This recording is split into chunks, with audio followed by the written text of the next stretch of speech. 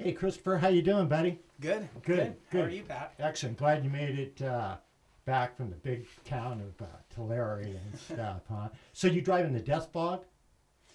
So, you said dust, right? Death. Oh, the death fog. The Yeah, that's what I call it. Yes. Yeah. You're originally from Fresno? Yeah, but I've driven all over, and I've driven the fog and everything. So I have a couple friends from the Bay Area that say fog. And so, I don't think they actually realize our fog is much different than the coastal fog. Yeah. But that, there's a lot of people really scared of it. But, growing up in it, you just make sure your lights are on. Yeah. I used to drive all the way out to the west side, where everything is. Mm-hmm. And it's like, it was a time machine. It was like all of a sudden I was there. Yeah.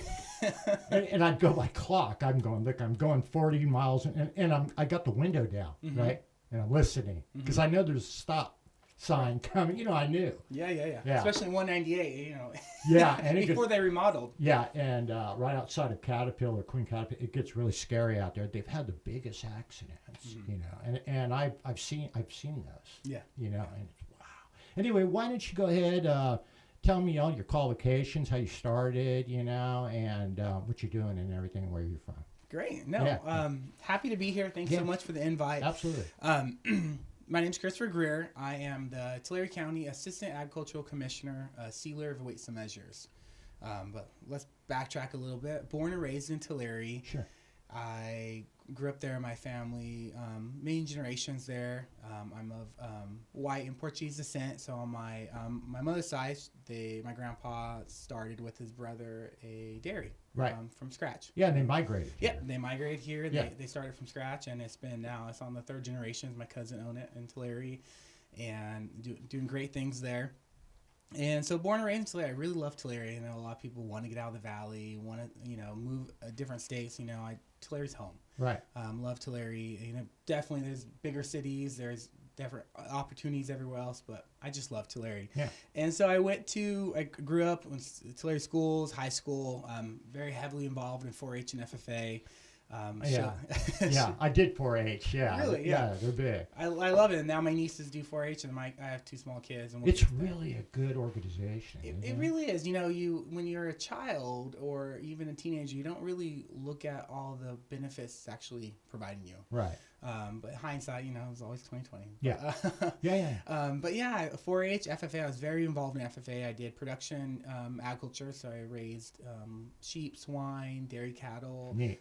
Some pygmy goats here and there, even some beef in college. So grew up there, went to COS for 2 years, really good on community college. We love COS. I had a great experience there. Was able to be part of the national dairy judging team there that we went to a couple different states, and really opened my eyes to the dairy industry in a lot of other states. It's huge.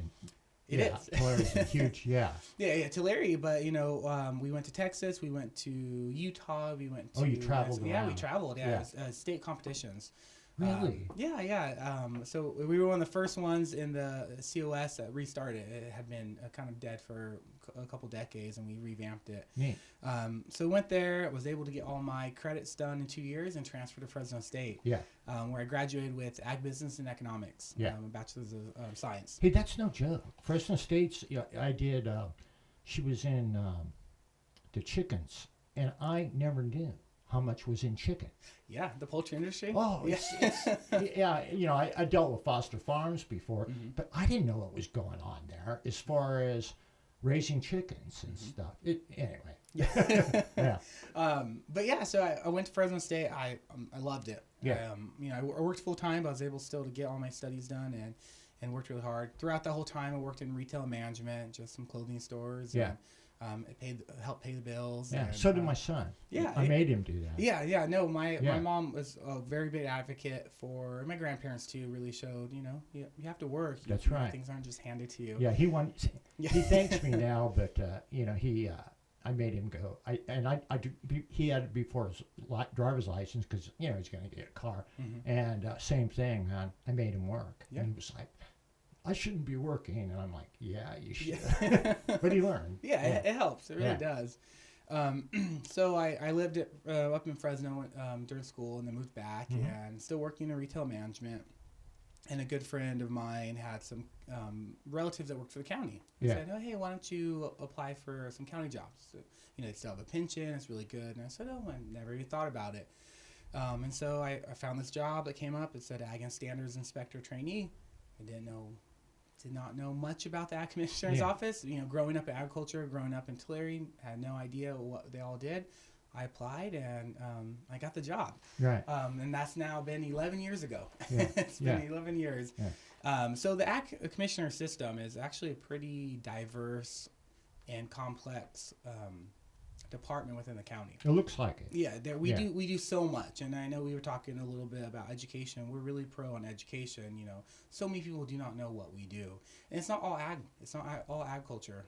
It's a lot of just regular down-to-earth things that really help the public. Right. See, let's just divide it now. You aren't USDA. No, we are not. Okay.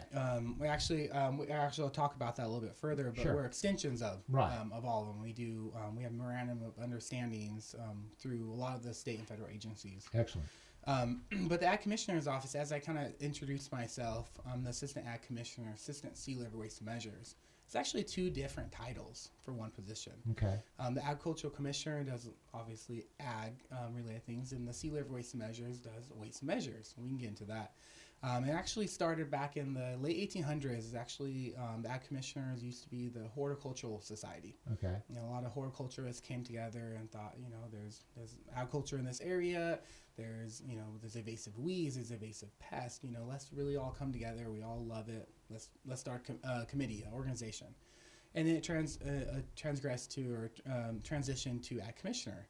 And then back in about the 70s, 80s, that's when the Sea Level Waste and Measures division kind of joined on. Okay. And it actually wasn't until just a few months ago, Ventura County was still separate titles. They had an Ag Commissioner and a sealer. Okay. And then they were the last county to combine, and now of all the 58 counties in California, they're all together. Okay. So yeah, so you're all working, and there's 58, you said? There's 58 counties. There's about 54 or so Ag Commissioner and sealers, because a couple of them, like Pluma Sierra, and some of the smaller ones that don't really have the need for a full-time one, really borrow against the neighboring counties.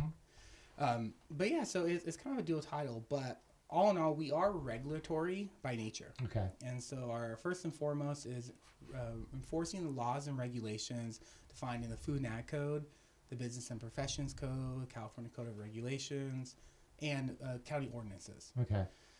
However, we have kind of a dual hat in that sense, that we're there to promote agriculture. We're there to educate the public. We're there to, because without agriculture, where would it be? Yeah. We wouldn't have a job. There'd be nothing to enforce. And so we have to really do that dual hats of enforcing, but also being there to promote agriculture and all its entities. Sure. So I can actually start going on what actually we all do. Yeah. Tell us what, that'd be great. And we actually do quite a bit of career days. You do a lot. We do a lot. We do a lot of career days, and we explain that to people. And I say sometimes I could probably talk for hours about all the little different programs. But That's all right. Yeah. So to start off, we have 4 main divisions within Tulare County. We have our Pesticide Use Enforcement Division. We have our Pest Exclusion and Standardization, our Pest Detection, Crop Statistics, and our Waste and Measures Division. Right. So start off Pesticide Use Enforcement. It's kind of exactly what it said is, Pesticide Use Enforcement. So we're enforcing the laws and regulations when people are applying pesticides, chemicals, herbicides, you name it. We have inspectors out there going all day long, looking and making sure that everyone are following the label on a pesticide label, making sure that they're safe, the environment's safe, and other people around them are safe. And big 3. Yeah, it really is a big 3. Yeah. And, we always say the label is the law, because each different chemical has a different set of restrictions that it has to follow. But on top of that, we're making sure that person's also allowed to be spraying that pesticide. Many times people don't realize that all these applicators have to have a license. They've went through schooling to be allowed to do this and continue education. So it's not just a one and done. You just don't walk in and get the job. Right. Yeah. And so we're making sure that all those people have all those licenses and they're following all the different regulations and labels to help safety. Right. Our pesticide use enforcement also does apiary health, so bees. As everyone knows, bees are important. Yeah. And bees are a little finicky in the point of, some pesticides do Affect bees. Affect them, yeah. Yeah. And so there's and it says that on the label. So if bees are foraging, you can't use it. Yeah. And so we're making sure that doesn't happen. Now let's talk about bees. Yeah, of course. Okay, because you're the expert and everything, and me and my sister had this. I'm in agriculture, and my sister, she never really, and I was talking to her about there's issues with bees, and she says, well, what happens if the bees go away? I said, we go. Yeah. But can you really? What's going on with the bees? There is an issue. Mm-hmm. Yeah. Can you There kind is. of explain? So a lot of people don't realize, and I think we talked about this a little bit too, that food and fruit and vegetables, they just sometimes don't produce. Sure. It's not magic. Yeah. And so let's say the almond crop, they need pollination. Right. They need to be pollinated by bees. Professional beehive. Yeah. To be able to produce the high quality almonds and the production of it. And if they're not there, then almonds just cease to exist. Yeah. People don't understand that bees are brought in. Mm-hmm. Yeah. Okay. Yeah, by hundreds and thousands of boxes. Right. A lot of people don't know what bee box Beekeepers. is. But by beekeepers, Mm-hmm. not just local, all throughout other states in the United States. And so that's one of the things we're doing. We're making sure that, one of the counties in Tulare County, Fresno, Kern, we're called citrus counties, as citrus is one of our top commodities. Mm-hmm. We have certain regulations that protect the bees during what we call citrus bloom. Because there's so many bees in the area. Bees come in around February or so for the almonds and for a lot of the other nut crops, plums even. And they stay around and they kind of transition to the citrus fields because that's really what they make the honey. Right. So the bees are all foraging in the almonds, really helping the almond industry out, really going active. And then once they're done, they kind of go into the citrus, and citrus doesn't really need the bees, but more the bees need the citrus. It really fattens them up in layman terms, and really gets them healthy, really produces that honey, that citrus honey that everyone loves. Propagation of bees. Yeah. Too. And so we make sure that there's certain time frame that the bees are really active in the citrus industry, that certain chemicals can't be sprayed because it would really be harmful. Right. So we're really regulating that. But we're also regulating bee health too. There's certain mites that really can harm bees. There's diseases. And so we go out and do what we call colony strengths to really look at the colony and see how strong it is, to make sure that incoming bees from other states are not bringing in viruses or mites or pests or weed or. That's a big thing. Yeah. It is. You don't think about it. People don't know. Right. Yeah. Right. That's actually going on. That we're making sure that the bees that are here are being protected as well. And so we work alongside with CDFA, California Department of Food and Ag, as I mentioned, and with that, what we call 008s is kind of just movement paperwork. Yeah. And in conjunction with the state, we're local, so we're the local extension of them, and so they help with that as well. So we could probably talk a lot more about pesticide use enforcement, but that kind of wraps it up. Yeah. There is a lot of things, poison control. If there's anything related to a pesticide, we actually get that report as well and do investigations on it. Because if it is a pesticide related, it falls in our jurisdiction and realm to do that. Next would be our pest detection and crop statistics report, and that's why I brought this fancy crop report for us. Yeah, that's cool. It's actually to start off with our crop statistics. It's actually in regulation. Every county ag commission needs to provide an annual report. Over the years, it's gotten pretty sophisticated and pretty nice, and each county does their own spin on it, and they're all wonderfully made and beautiful. It really just spells out all the statistics for the county. Yeah. And you're in control of this. Yeah. So all these statistics and numbers. Mm-hmm. We do work a little bit with NASS. It's National Agricultural Statistics. It's a USDA program. They assist with a lot of the national statistics, but no, this is all Tulare County. We work with a lot of other surrounding counties. This is just Tulare County. This is just Tulare County, sir.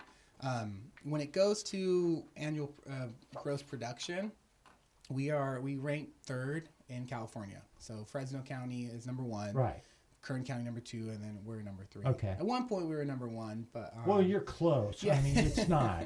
I mean, there's billions. It's yeah, it's in the B's. It is, and you know, we're happy just to be in top 3, and you know, just be able to share this. I mean, a lot of people don't realize a lot of banks, a lot of lending corporations, a lot of ag farm credit unions really rely on this report. They look at the trends, they look at the yield. You know, this is really statistical. Yeah. You know, so we go out and we really try to get growers, industry to really provide their numbers. All confidential. Nothing is shared on a personal level, but it all just is together and Jeez, these numbers are just unbelievable. Astronomical, right? Yeah. What's the almonds? The almonds, I think the almonds is our top 5. Yeah. So you got almonds, right? How much do they produce? Let's see. We have a page that helps. Yeah. Almonds are number 7. They're in our $1 million products. Yeah. They produce gross average 352 million. And just in Tulare County. Yeah. That's just $500 million. Right. Okay. Then how about oranges? Oranges are number 2. Yeah. Number 2, $1 billion. Yeah. $1 billion. And what's your top crop? Milk. How much is that? That one's 1.8 or 1.86. Yeah. So you're talking several $1 billion. Mm-hmm. And just a couple commodities. Yeah. that America produces. Mm-hmm. Okay. Mm-hmm. And actually, one of the things that we do like to, pat our back on is we're one of the top leading export counties. Absolutely. In Tulare County. Yeah. Sometimes we export more commodities than most states do. Right. I think it was 80 some or so. I top of my head. But we do about 38,000 phytosanitary certificates. So that's loads of fruit. Wow. I think the next Kern does it, and then Fresno's top 3. Yeah. We do a lot. So I think it kind of shows right there 95 different countries that we export to. Unbelievable. It's really crazy. And this report is actually going to be found on our website too. So anyone can look at this. Public knowledge. Anyone look at there's it's downloadable PDF. So yeah, I was just watching this deal, and this almond grower, he was like, I got all these almonds and I can't export them. Yeah. Big deal. Yeah, it's been a little rocky this past year, Yeah. Especially with the ports and with COVID. You know, it was a little bit delayed. The first part of COVID really didn't do much. So now, were you involved with COVID since you're in that kind of government capacity? Yeah, we definitely were. We really helped, and we actually did a little small part. Because nobody knew anything. Right. Yeah. There was no education. There wasn't. Right. There wasn't. So we were a little bit in the part of, we are government, so we're extension of the state and federal. So we actually really helped disseminate a lot of the PPE, protective equipment for the farm community. Surgical masks, hand sanitizer, N95s.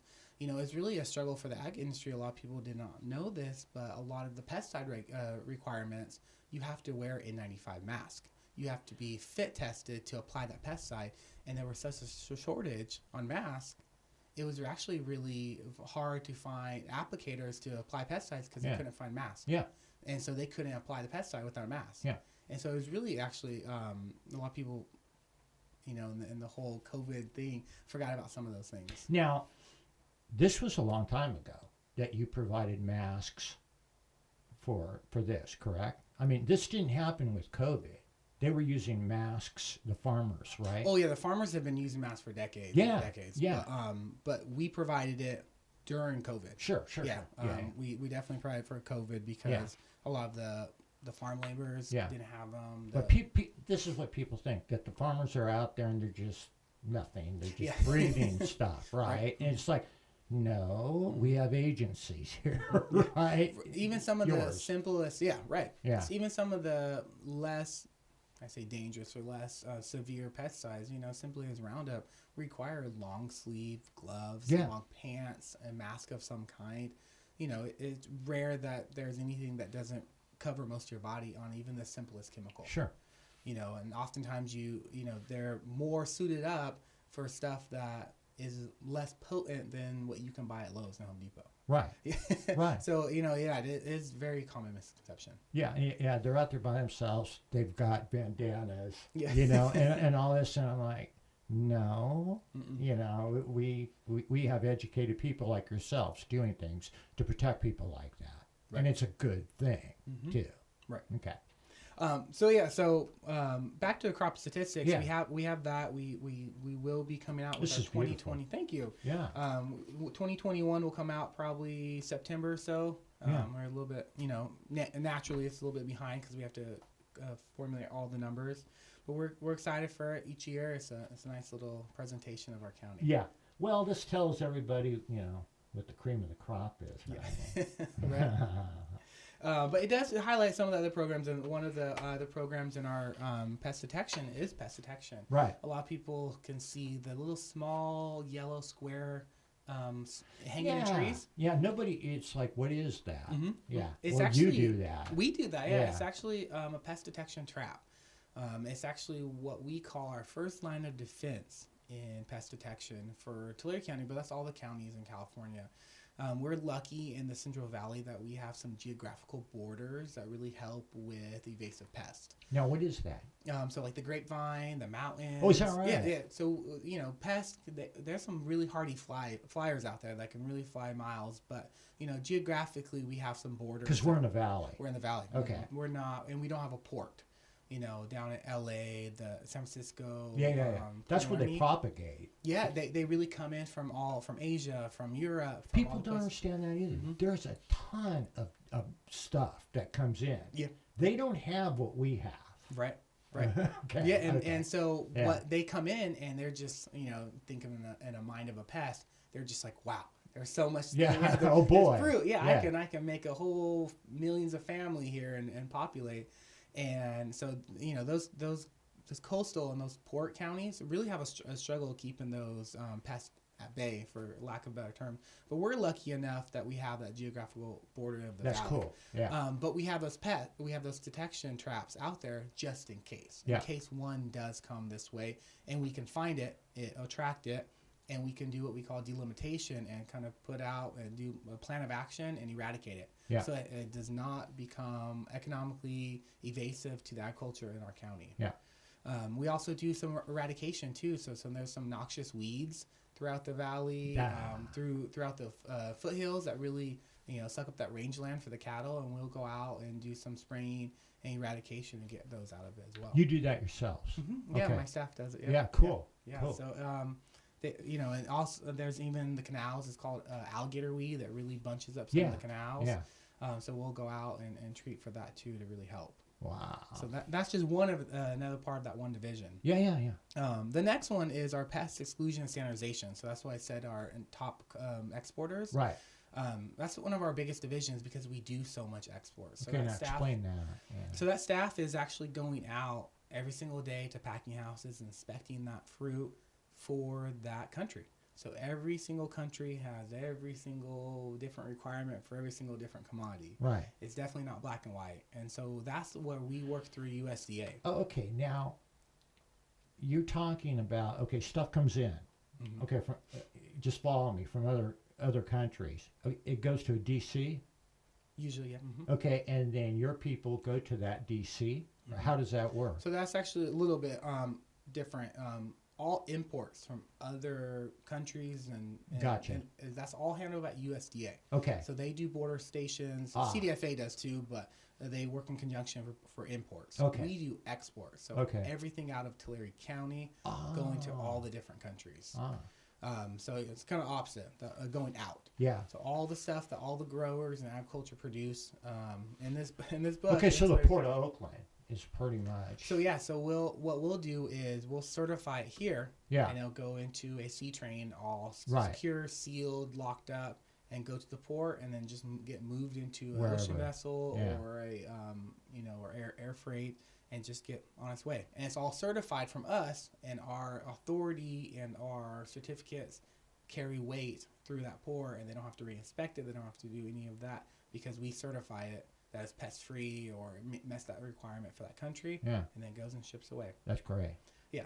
So we have. Well, that's our tax dollars doing the right thing. Yeah. It's really helping with commerce. Oh, it's yeah. really moving commerce, and so that was what we worked through USDA. So we have a memorandum of understanding that we're at the local level, work through USDA to have that authority, and we have licenses that do it too. We work through USDA. The other part of that, we have what we call standardization. So California has different standardizations for certain commodities. Okay. What a lot of people don't realize is one of our biggest one is citrus maturity and standards. Yeah.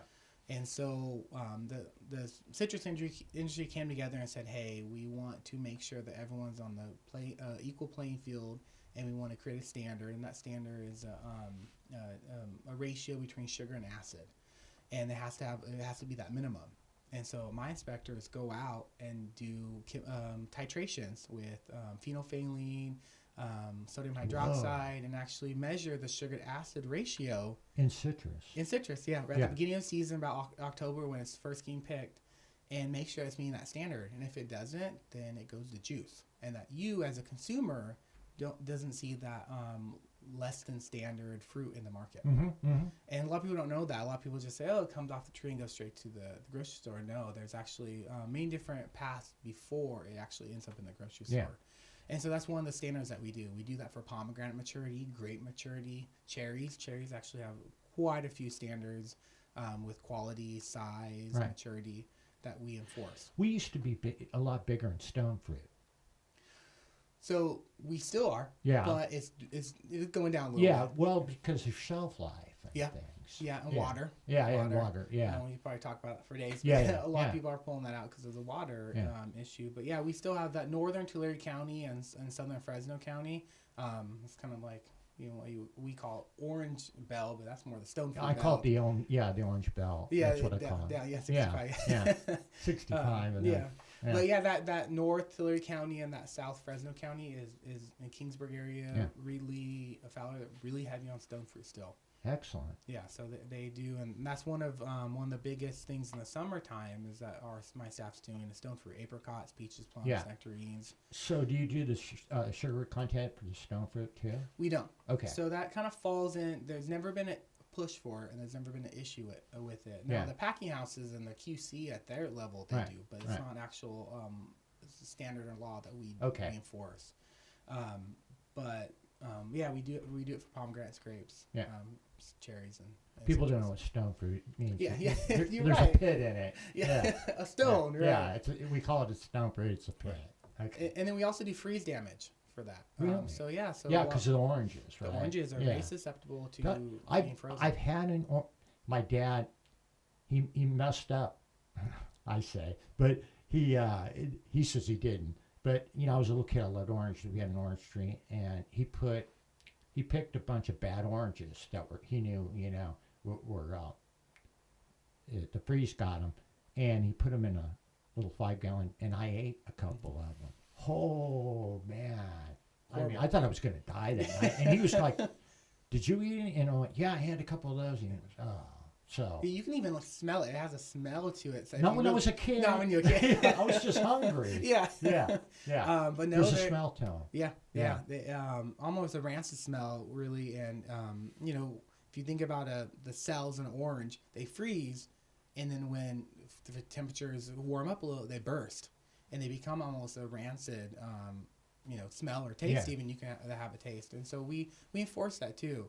Oftentimes, you know, it really goes back to commerce, really protecting the industry. That's a great thing. What you guys, what the public can have at the store. You know, with that bad quality. Yeah, because they get through. I mean, people don't. Yeah. Mm-hmm. Yeah, cool. And then on top of that, nursery, we enforce. I saw that. Mm-hmm. Yeah, that part I didn't know. Mm-hmm. I didn't know about the nursery deal. Yeah. So we do annual cleanliness walks to make sure there's no pests, diseases within that, and certify them as a certified nursery for the county. Neat. And so we work with the CDFA on that. And many of the nurseries, you know, Tulare County, we're lucky to have Monrovia, which is, I think, over 800 and some acres size nursery. So, is that right? Yeah. They're that big? They are that big, yeah. Whoa. And they do tours. So, but we have plenty of other large nurseries, but I think that's probably one of the largest. Now, what do you call inside growing? Usually we call them, you know, the greenhouse or hoop houses. Yeah, but I mean, where do they fall under the gardening, or do they fall under the agriculture? Like peppers and stuff. Oh, that will if you want to be So nursery falls into production nursery. So if you're growing it to actually sell the plant, right? That's what we yeah. But if you're not actually selling the plant, if you're just selling the fruitings of it, right. then that falls in a different category. Right, but yeah, because we just bought a bunch of pepper plants. Yeah, and that falls under a nursery. So did you buy it from like Lowe's, Home Depot? Or No, from the farmer. From the farmer. Oh, okay. So yeah, that would technically fall into the nursery. They have to have, if they're big enough, they usually have to have over $1,000. Oh, they're big. Yeah. Okay. Yeah. So they're most likely a nursery. Mm-hmm. Yeah. Yeah, that would fall into agriculture nursery. They bought Macy's in Fresno. Oh, okay. And I can't remember their name, but okay. yeah, they're big. Yeah, no, they probably have a nursery. So we look at the growing grounds. Okay. So where they actually grow it from the ground, and once they pot it and move it, that falls into just retail. Now, are they? Because it's indoor, is there still a big pest thing? It depends. Not so much. Okay. Especially for citrus. Most citrus is grown in hoop houses or enclosed greenhouses to really prevent if you haven't heard, the ACP, the Asian citrus psyllid pest. That really can. No, I haven't. That's a big word. So I can talk about that in a minute. Yeah. But they're in enclosed greenhouses. So, you walk in, air pressure out, and then walk in again. Yeah. Almost like a lab to really prevent those pests. Yeah, you step on, they have, people understand that. I've gone in and there's pans. And I'm like, what am I doing? And I'm stepping in this pan of stuff. And they're like, yeah, that takes all the stuff off the bottom of your shoe. Yeah. You see, you don't have to take your shoes. And I still had to put booties on, So double layer. Yeah. Well, yeah, it was the hat, the glasses, the booties. Well, you got to be, those are your regulations and everything. Yeah. So back to the ACP, going on that. Yeah. Asian citrus psyllid, it vectors a disease called Huanglongbing, HLB. Yeah. It's kind Is that Chinese? Yeah, Asian. Okay. I think it's Chinese, I believe. Yeah. It translates to citrus greening disease. It's what devastated Florida's citrus industry, and they're still recuperating from it. Didn't know that. If you remember, back in the 90s, Florida oranges, that was the thing. Oh yeah. And now, it really was devastated because of ACP and the disease HLB. We unfortunately do have HLB in California. It's down south. It did, came through ACP. Yeah, the orange peel. They really, the ACP will chew on the leaves and the vines, and the HLB is actually vectored in their digestive system, and they chew on it, and it kind of goes into the citrus tree. Yeah. So probably it's hard to anyone to see, but ACP is probably the size of a pin dot. So it's tiny. It's hard. And how's it spread? The actual psyllid flies is actually a pretty good flyer, so they'll move to another. It's an insect. It's an insect. Okay. Yeah. Okay. A psyllid, layman terms, but it's a little. I'll follow you. Yeah. Then they're the vector for the disease. And it's like a pin. You can't even. It's like smaller than an aphid. Yeah, it's around the same size. Yeah. Depending on the life size. No, if you another psyllid, aphid, whitefly. It's that small, and so a lot of we trap for that. So luckily we've been pretty pest free of ACP in Tulare County. We've HLB still the actual disease. Like I said, the tree will start just dying. Yeah. The citrus root system, the citrus will start being hard, small. Whoa. Yeah, and so right now to help eradicate it, they remove the whole tree. And so it's pretty hectic down south in regards to that because they're really trying to eradicate it. How do you eradicate it? You pretty much have to just take the tree away so that there's nothing we can do as far as any other pest that eats it or nothing like that. Huh? Yeah, and the HLB is actually asymptomatic in the tree, so you can test this half the tree and it comes back negative. Test this half the tree and actually part of one limb will be positive. So it's pretty crazy disease. Yeah. And so it's pretty hard too when you're asking residential people to remove a tree in their backyard. Yeah. I got 5 trees. Yeah. What do I do? Yeah, that's a lot of oranges, by the way. Yeah. I mean, and some of these trees have been in their family for decades. Too. Yeah. So it's really hard, but they're really the big picture. They're really trying to protect the citrus industry, which is $8 billion industry just in. Oh yeah. Just see, those are the good things that the government does that people don't. They don't hear about that stuff. and that's why we're doing this. That's a great thing, man. No, it really is. You ought to be proud of that. We are. Yeah, you do a lot of good stuff. You aren't the bad guy. May come across as a bad guy, but no. We definitely. Well, it's because there's no education. People don't understand. It's like, oh, they do. It's like, no, they do a lot more than you think. Right. So you put stuff. How do you identify that little creature? So we have an on-staff entomologist. He's Wow. Dennis Haynes. He's actually been with our department for 43 years. Mm-hmm. So quite some time. Yeah, I know some stuff. We'll keep him forever. Yeah. But yeah, he's Yeah. entomologist and botanist. So he identifies those. If not, if say a county didn't have that, Fresno County has one as well. Dr. Gene Hannon. The state lab, CDFA has a state lab that has entomologists, botanists. They have many doctors that have the state lab that are able to identify that. So all of you are working together. Yeah. And that kind of, I have one more division to talk about, which is just as important. Go ahead. I'll get to that. Yeah. So our last one is weights and measures. Okay. And so the best way to define that is the local gas pump. The seal on the gas pump is actually the weights and measures division's office. So we're tasked to make sure there's equity in the equity in the marketplace. Yeah. And that is meaning that any commercial device needs to be registered and sealed through our office, through any county sealer's office. So the farmer's weighing machine. Mm-hmm. They're weighing trucks, the whole bit. Okay. If there's money, transactional, commercial across the board, it needs to be sealed. Yeah. So truck scales, grocery store scales, you go to Target, you see it, and you're actually buying I didn't know that. Onion for 50 cents a pound. You'll see important. Yeah. Important. Gas pumps, sub meters, water, electric sub meters. Sometimes mobile home parks, they're on a sub meter and off a big one. Yeah. We test those and seal those and make sure they're accurate.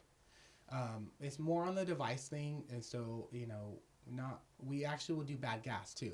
I say bad gas because that's probably the best way to liquid correlate. propane. Yeah, well, liquid propane too. But if there's, oftentimes there is a complaint that says, "Hey, my vehicle's knocking. It's not doing well," and so we'll go out and we'll actually sample the gas and make sure that 87 octane is supposed to be 87, or the diesel's not mixed with the gas. And that's happened. That can ruin. So we enforce that as well. Yeah.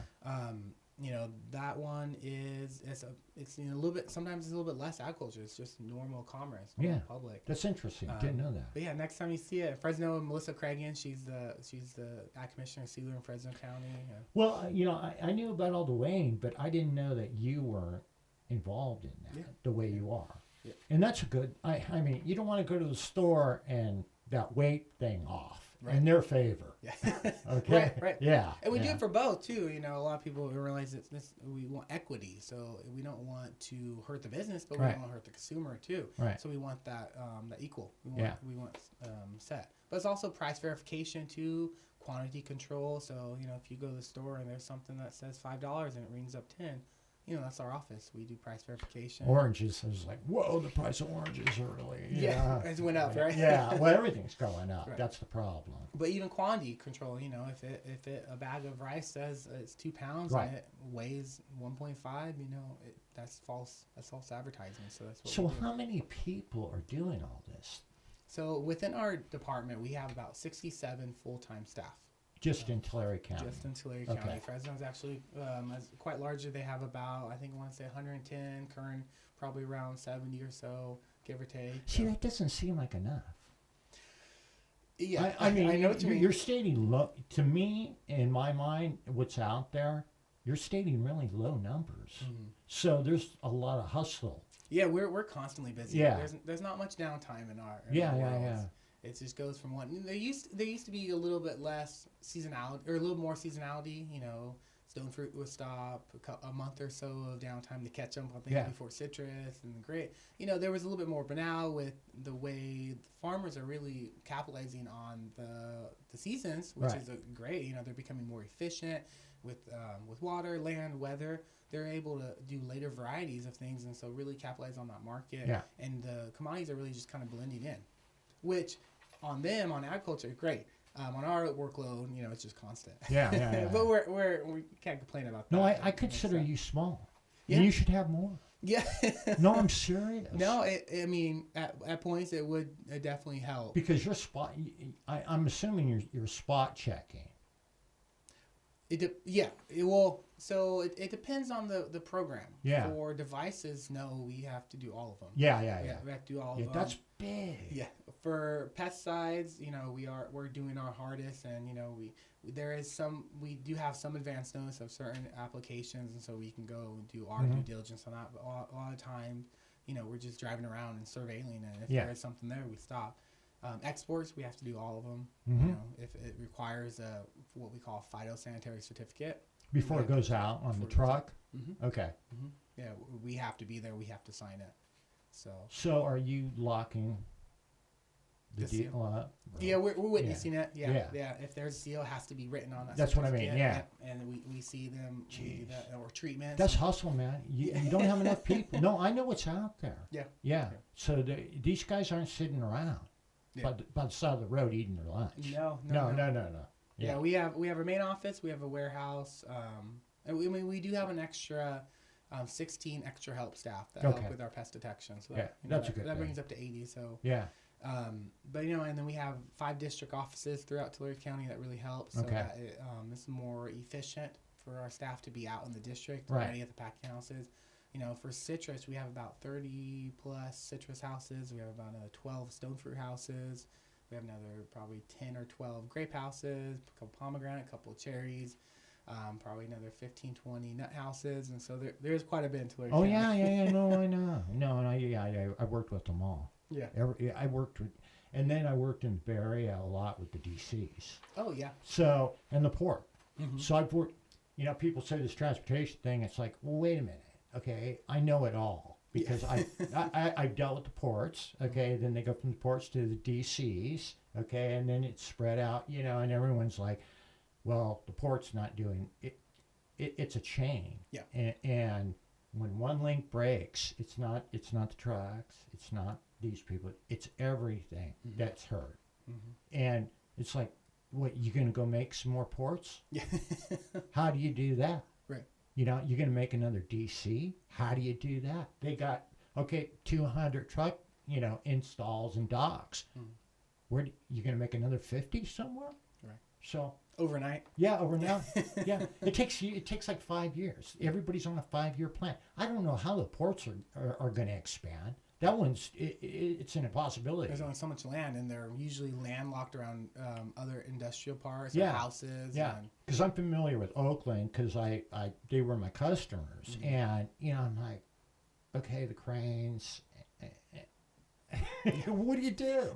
Land's land. Yeah. I mean, you don't have an infinite amount of land, and people think, oh, the boat just pulls in. The boat pulls in. There's different sizes of boats or ships, as we call them, and there's different sizes of ships that go to Florida. Okay, so I mean, it's not. Everyone blames it. Everyone's pointing fingers. I mean, it's no, it's the whole thing. Once something happened, that's it. Right. Right. That chain reaction. Yeah. So some real cool stuff I was interested in what was the wing? It was the something wing about Glassy wing. Glassman Sharpshooter. Yeah, what is that? So I've never heard of that. Glassman Sharpshooter is it's a sharpshooter. It's quite a bit larger than ACP. It's about the size of maybe a housefly. So that one's a little bit more concerned on the grape industry. It vectors a disease called Pierce's disease, which can really just devastate and suck the life out of. Which is huge. The grape industry is huge. Yeah. And raisins, grapes. Raisins, wine. Wine, yeah. So the Glassman Sharpshooter is a very hardy pest. And I say that because it's pretty large compared to a lot of, say, the psyllid. Okay. It's just a pin drop. And it has about 3 generations a year. Eggs and then it goes to nymphs, and then it goes to adults, and they're really hardy flyers, and so they can fly. They can move. Yeah, they can move. Yeah. And so all the combinations, if you really look at the life stages and entomology of pests, it becomes complicated. Right. One thing that, and they have a host list or places they like to be over 100. So sometimes ACP likes curry leaves and citrus. Yeah. That's about it. There's a couple here and there, but that's it. Glassman has over 100 things they like. So bushes, that's crepe pretty myrtles. important. Yeah, that's why I saw this and I went, you know what? I've never heard of that, and that's got to be something. Yeah, I've never heard of it. Yeah, no, we have it in Tulare County, Fresno County, a lot of surrounding counties do have it.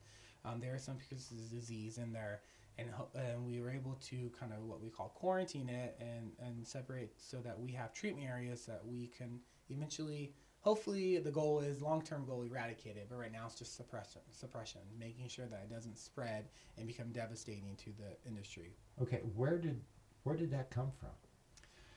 Do we know? There's I don't. We do, but off the top of my head, no, I don't know. Well, if you don't know, it's obscure. Yeah. It's been around for a long time. It's been around for, at least in Tulare County, probably late 90s. Yeah, it's been around for a while. time. But there's a bunch of different types of sharpshooters. So this one's just a glassy wing, and actually the wings on it is shiny. You could see it, Yeah, you can see it. So it is a glassy wing sharpshooter, but there's different kinds.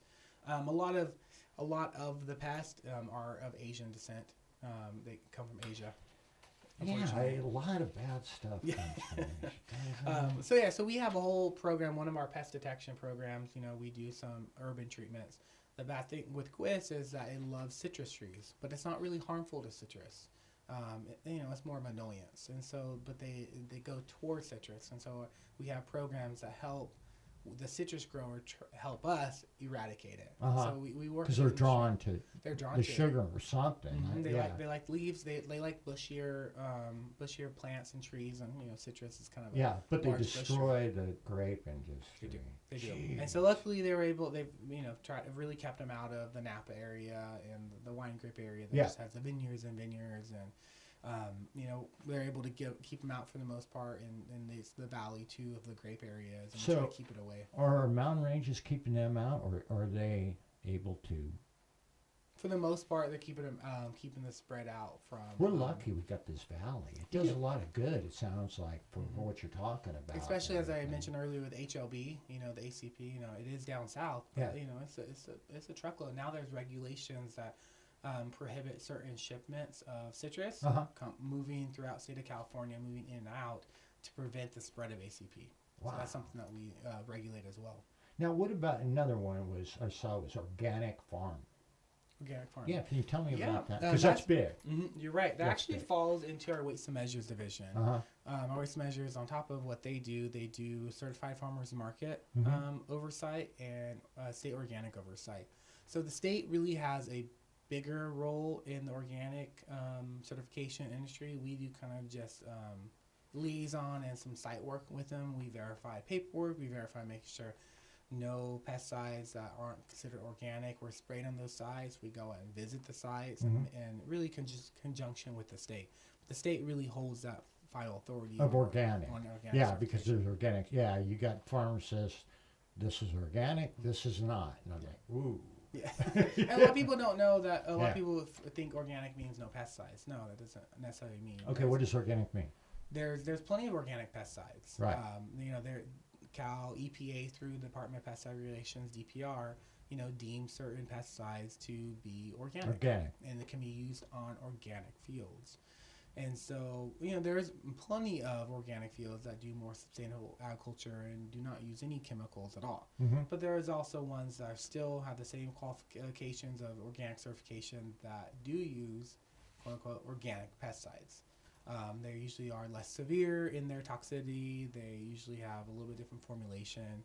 There's plenty of organic citrus, organic products in Tulare County as well. That still use, like I said, the organic pesticides. Yeah, because people understand it. The reason organics are expensive is because of those reasons alone. I mean, there's it's not easy to grow organic. Right, and just the chemicals alone. If you are using organic pesticides, they're probably double the cost of regular.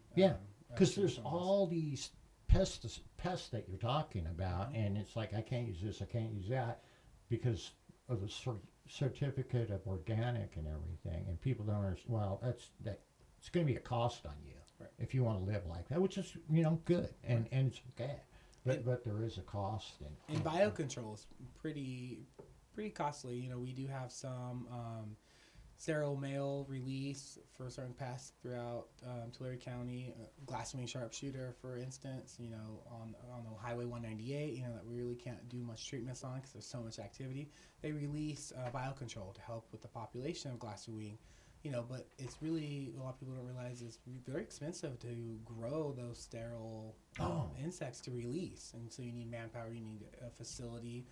It takes a lot into it to do the sterile release. Yeah, probably in the 80s, I remember they started coming out with, they were wanting to use bugs to kill bugs. Mm-hmm, mm-hmm. And that was in the 80s. Has that progressed? Yeah.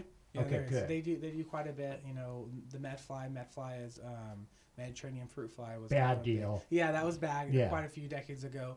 And every once in a while we'll catch one, but then actually is able to modify, and they actually have a dye on the pest that actually has like a little X, or we can tell that it's a sterile male. Yeah. So it's not a population, it was something that was released into it to help.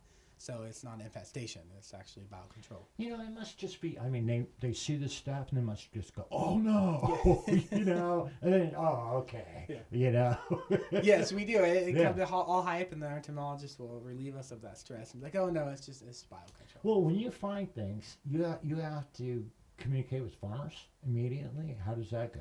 So usually we work with CDFA and USDA, depending on what the pest is. We do what we call delimitation and put extra traps out and kind of find the buffer, kind of find control, ground zero of it. And once we're able to do that, we'll see what it actually affects. Is it in the urban? Is it non-commercial agriculture? If it's urban, it is good because it's not affecting the commercial agriculture, but it becomes harder because you're dealing with individual houses, residences, to be able to treat it. Yeah. So it's its own different beast. I remember when I lived in the Bay Area, I got this notice on the tree, right? And I can't remember what kind of tree it was. And they put something up there. And that's when I was like, I got really interested in that. I was like, what are you doing? And it was the college. And they were checking out they were looking for an insect, a particular insect and everything. So, it was like, well, that's good. I guess the college is teaching that and everything. But it was scary. It was like, whoa, they put this big thing on my tree. I was like, what? Well, that kind of falls into education purposes. Yeah. We will do that, and people just are afraid. They don't know what's going on. And we're like, no, we're just surveying. Most of the time it's voluntary. So if they don't want it, hey, we move on to next, unfortunately, and do our best. It's rare that we really push on that issue with that. I didn't have a say in it. They just did it. It depends. Now there are certain. It was in my front yard. Usually, it depends. Yeah. It depends. Usually, our trapping program, our treatment program is non-op or it's voluntary. Yeah. So you can opt out, and we don't. Now there are certain like I mentioned the HLB. There's actually a warrant process and to be able to move someone's tree. Yeah. Unfortunately, but there is certain viruses, certain diseases, certain things that they have to do. Right. Because it could just jeopardize the industry, so they have to do it, and they usually follow all legal authority to be able to do it. Who's answering the phone? Your phone's got to be ringing off the hook. They do occasionally. Yeah. We do have a support staff of about 10 or so clerical that answer phones. And we have our main office out in Tulare, right across from the International Ag Center, and a lot of our management's in there, so they're able to direct phone calls and go in there. Good place for it. Yeah. Yeah, perfect. Yeah. I think to go back to one of your points, you said, we all work together. Yeah. I mentioned CACASA. CACASA is the California Agricultural Commissioner and Sealers Association. Okay. So it's all the ag commissioners have their own organization. And so they get together, I think every quarter, the area groups. So they say area group, there's about 6 in the area. It goes all the way up to San Joaquin County, all the way down to Kern County. That's one area group. There's about 5 different ones in California. And they meet, discuss a lot of the issues going on, what's happening in their county versus what's happening in ours, what's happening at the state and federal level. CACASA has lobbyists, state and federal lobbyists that really help to promote certain laws and regulations that go, or oppose certain laws and regulations that they feel could really hurt the industry as well. But they also have 2 state conferences too, that they all 54 of them or so get together and work and certain laws and regulations that they can help promote and pass. So it's really a tight-knit community in that. And a lot of people don't know, just all of our inspectors and all the way up to the commissioner have to have a bachelor's degree to work in what we do. Oh, yeah. But in addition to that, we take state licenses to get where we're at. So Yeah. there's 8 state licenses in agriculture and waste measures that are offered through CDFA, and that helps us promote within our department. But there's also upper level ones, deputy ones, and commissioner oral exams and written exams that we have to take before we're able to be in our position. Highly educated. So yeah. Oh, you have to be. Yeah, we have to. A lot of it's laws and regulations. A lot of it is, just customer service too, because we are public agency. Yeah, well, you're dealing with livelihoods and health and everything else. You know, you're dealing with a lot of pressure, I would assume. Yeah, at There's times, a lot yeah, of pressure. yeah. And Yeah. we answer to the public in Tulare County. We also answer to our county administrative officer and the board of supervisors. Yeah. Keep them informed because it is in part their county as well. So we answer to them. Wow.